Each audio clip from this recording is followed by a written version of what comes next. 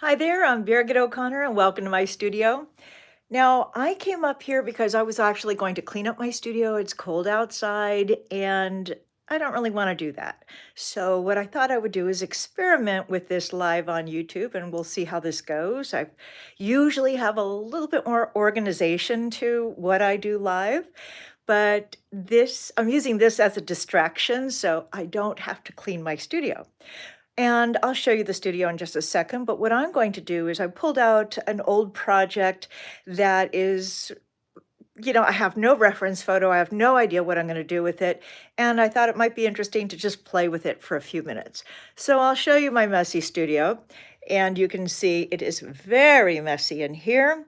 I have everything stacked up and I don't want to do any of that. So let's go ahead and have some fun and do a little painting. Hopefully this will all work out. This is a test. I've never done it on this platform before, and we'll see how this goes. So if it's something that I like to do, then I will consider doing more of these, and I'll have a time or a setup time or date that will do it. But this is the painting that I pulled out of my big bin. And I also have things like this here where I could show you how to do some veining on here without making it look too static or stiff.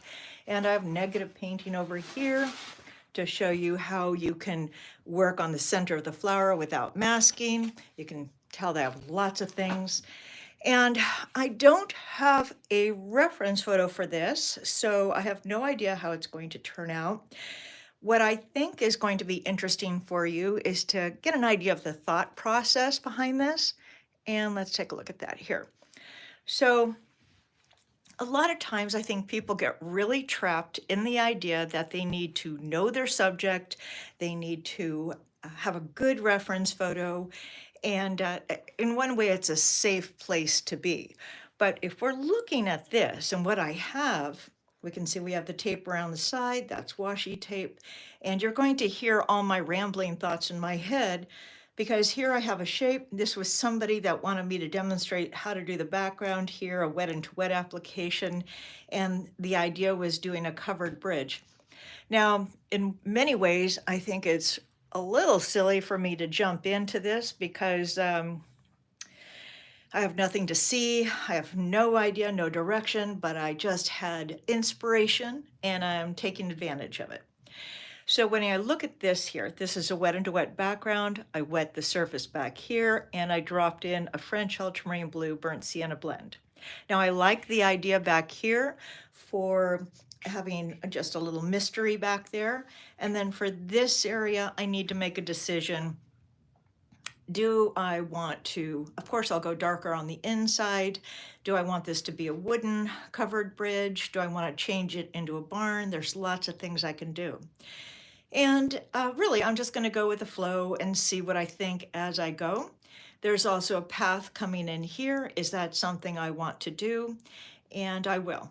If I go too bright with my greens, then that could really be distracting. And like I said, the other thing is that I'm not used to doing this live like this on a vertical platform. So I just got out of my way and decided to just go for it.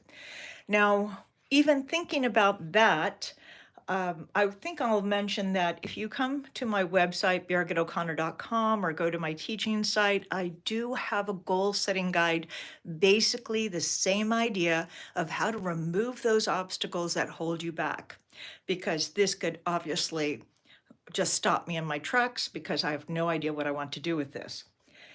So what I'm thinking about is I'm going to use a wash brush like this, a synthetic wash brush, because I don't necessarily need a lot of water. It's not a huge petal. I don't need a lot of transitioning color. I want to control the color a bit more, so I'm going to use that. And the brushes that I'm thinking of using, I'll keep a number 30 handy just because I use this all the time. And that's a Cosmotop number 30. That way I can soften edges. If I have a number 14, I'll have control over the size of the brush strokes. and I'll use a number 20 blend brush so that way I can soften some edges. And the reason why I'm using blend brushes is because it's not going to deliver too much water too fast, and I'll have some control over it. The other thing I'd like is a number 8 blend brush right here. That's my standard. And I think I might pull out a synthetic, and I have other brushes, we'll see. Now, one thing I'd like is a little piece of paper, so I'm gonna go grab that.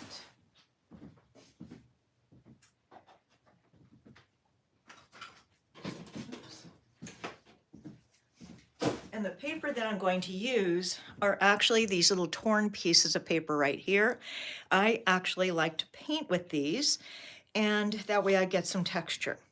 So I have an idea of the brushes that I want to use. I have a plastic sheet right here that I get from Tap Plastics. That way I can use that as an extension from my palette. And these are the colors that are in my palette right now, so it's pretty dirty. What I can do is consider using the colors that I have in here and incorporate into it, or use this plastic palette. Now, I don't need things to be pristine. In fact, I think that is much more fun. So I'm deciding, where do I want to start? Do I want to start up here, work my way down? We don't want this to look so cut out. I want to lose some of the edges up here. So I think I'm going to use my synthetic wash brush. I don't have my colors mixed in my palette yet, so we'll see how this goes. I'm thinking, do I want to go ahead here? Do I want to add a shadow? Yeah. So you get to hear every little thought.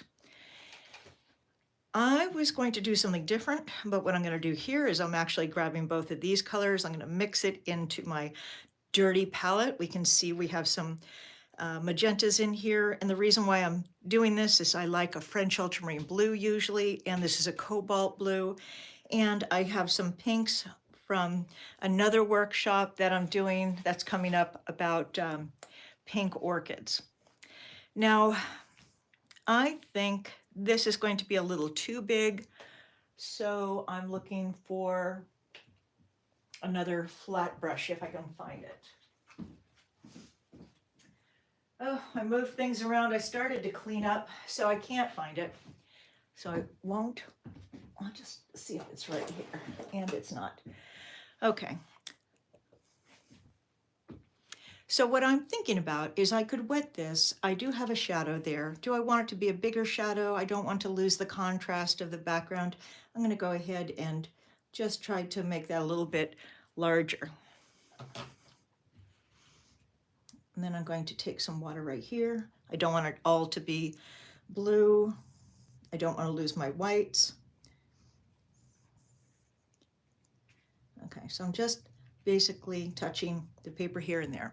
So as I'm doing this, I'd like you to notice where I'm holding the brush, how I'm touching the paper, how I'm flipping my wrist. Okay. Then coming down here, I don't really want to work all wet on dry, and do I want to work wet onto wet? I like the idea of incorporating some of that idea down into this area. So let's just get a little bit of color down here.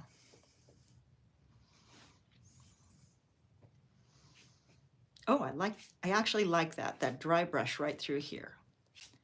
So dry brush is where you're hitting the surface of the paper and dragging it across and catching the tooth of the paper. So why I'm using this particular color is because it is somewhere in here, and if I wanted this to be more like that, then I would use more of a French ultramarine blue burnt sienna blend instead of using that mixture of whatever's in the palette here. So I'm going to go to my little piece of paper. I'm going to get it wet, put it on the side for just a second.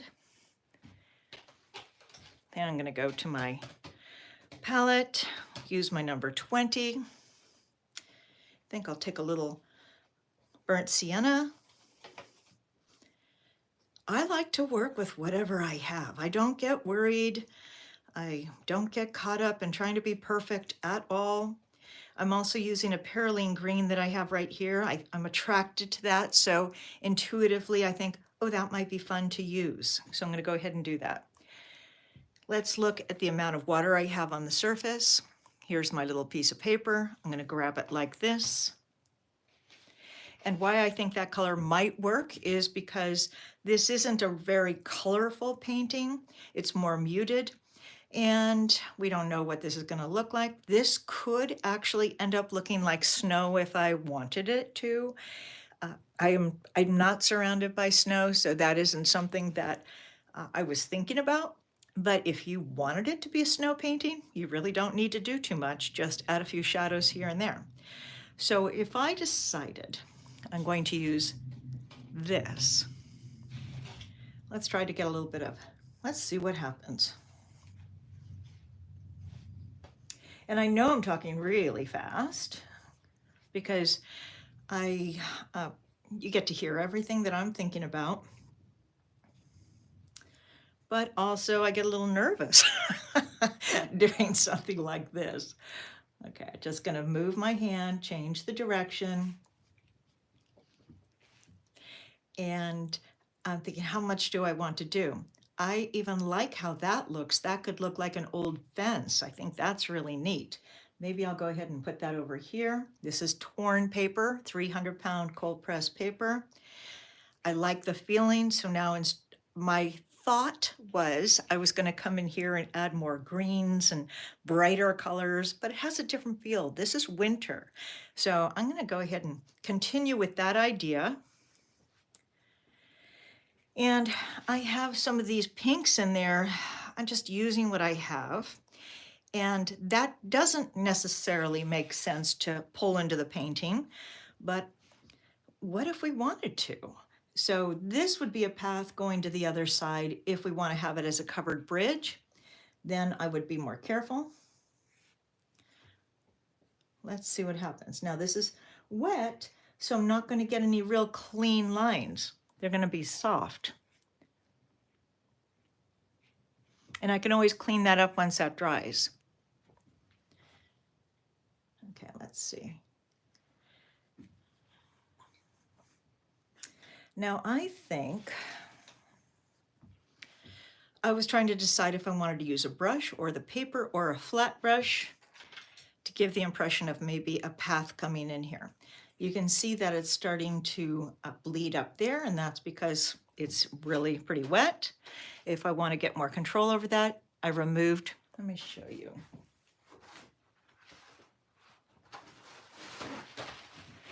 I'm removing the extra water like that.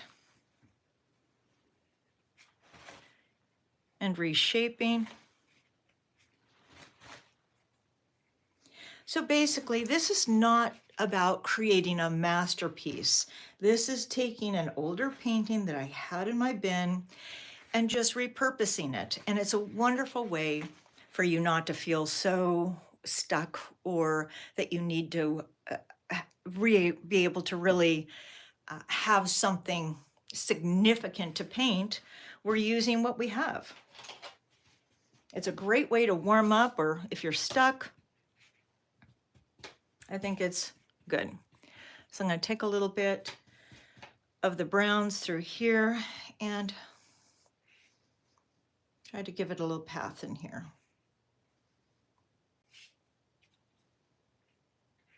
So this is coming from my imagination of whatever I think it should be. I'm looking at, do I like those lines? I think they're interesting. I'm going to soften a few of them just like that. Maybe soften a little bit here.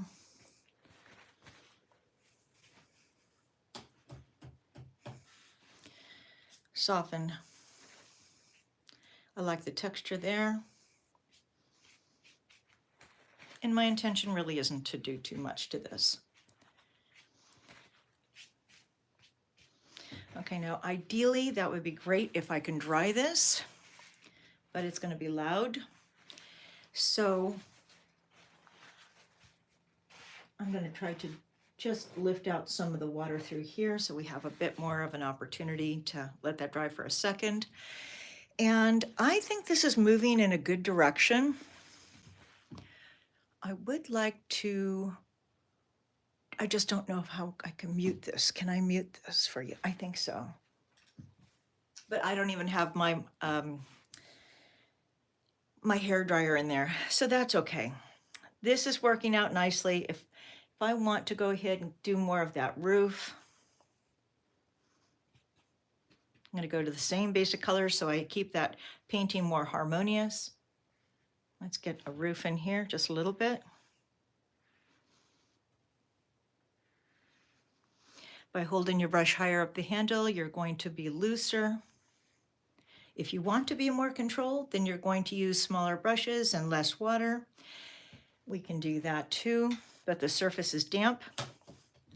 Now, one thing I like to do is I'll incorporate some of these colors. Notice where I'm holding the brush, higher up the handle. I'm going to take some of these colors. Let's do a little spatter. By spattering, then we open areas up. And I really don't want to overdo this. So if I even take clean water and just spatter it on here and there, it'll bloom.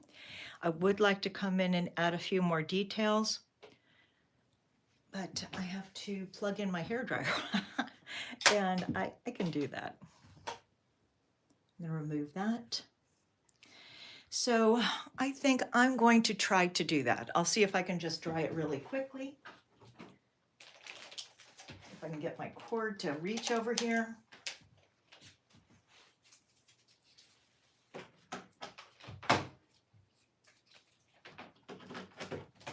And I am liking the direction that this is heading, and then I'm going to remove this in just a second. So I think this will mute it for you. Oh, nope, that's not going to do that. Well, I don't know what I'm doing, so I'm going to leave that alone. I won't blow your ears out with that. I'd like this to dry, and then maybe I can come in with a little more color. I really would like to work wet on dry right now. So this is too wet. I'll go ahead and try to dry it.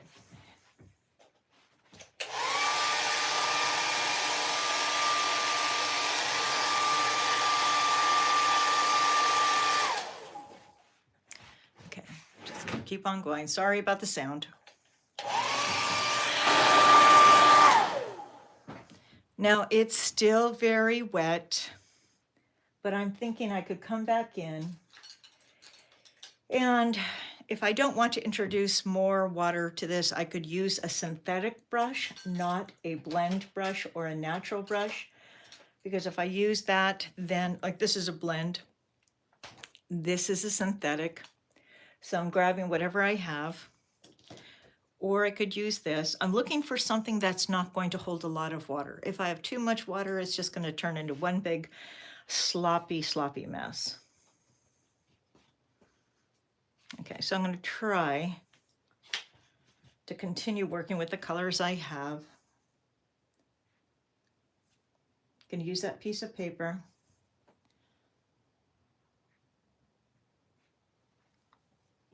Try to get a little more depth in there. It's kind of nice with that damp surface. Let's see what happens.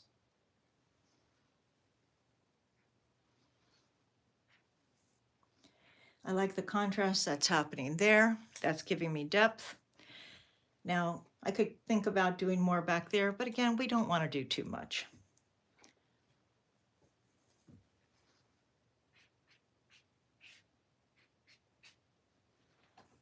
Give it a little path.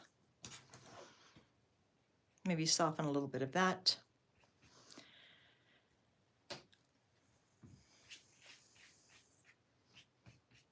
Just soften a little bit. I don't want all that dry. I think the idea is okay. I can always do a little more, but for now, I think that's probably going to be just fine. And if you liked this, leave a comment. If you like the idea of me coming on live, let me know, because I usually just do it through my online courses. And I like the simplicity of that. And the main purpose of this is taking something that was in the bin, ready to get thrown away, reworking it, adding a few different lines here and there, and I think it's successful. I love the idea, its simplicity. Now I don't have to clean my studio, and I'm thrilled. So I'll go over here. So I hope you enjoyed that really simple little thing, and stay in touch. Leave me a message if you're interested. And until next time, have fun and happy painting. Now I have to figure out how to turn this off. Thank you. Okay, bye. I think I'm still here.